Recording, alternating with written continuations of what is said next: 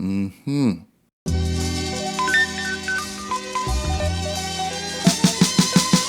Pommecythere is in season, and the first thing that came to mind for this episode was doughnut chow.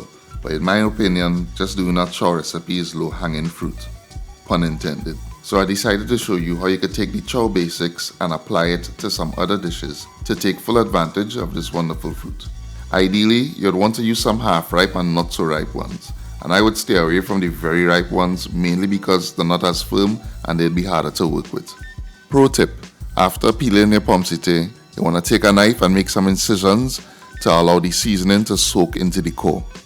For the chow, I use shadow benny, chive, Scotch bonnet pepper, garlic, salt, black pepper, and vinegar. Now this is my basic chow package. Feel free to make this your own.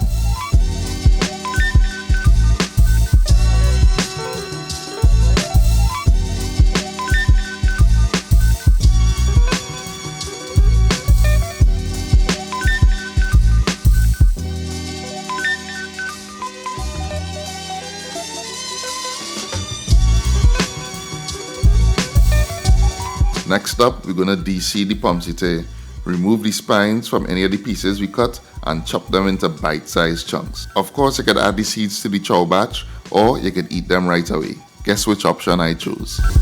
In a bowl, you want to add some lettuce, cucumber, tomato, purple onion, pommecythere, chive, feta cheese, black pepper, salt. And you want to go easy on the salt because feta cheese already salty. And boom, pommecythere salad, easy.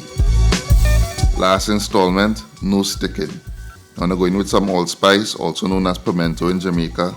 Add about half a cup of vinegar, black pepper, chive, some Scotch bonnet pepper, salt, olive oil, and garlic. You want to let that simmer for about 5 minutes. Some fresh thyme to your favorite fish fillets, or add the mixture. Fresh shadow benny. Cover this with foil and bake for about 25 minutes. While that baking, you want to slice some pommecythere thinly. Cut some fresh shadow benny.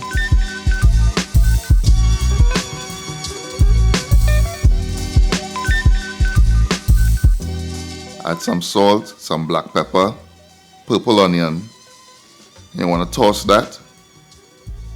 Then you want to top your steamed fish with this pommecythere salsa. MmHmm. And that's it. We took the chow basics and remixed it to create something exciting from the fruit. I hope you try at least one of these recipes. Trust me, you won't regret it. The full write-up is on eatahfood.com, and if you post your photos, don't forget to tag us on Facebook and Instagram. Also, don't forget to like, subscribe, and share. And thanks for watching, and I'll see you in the next one. MmHmm.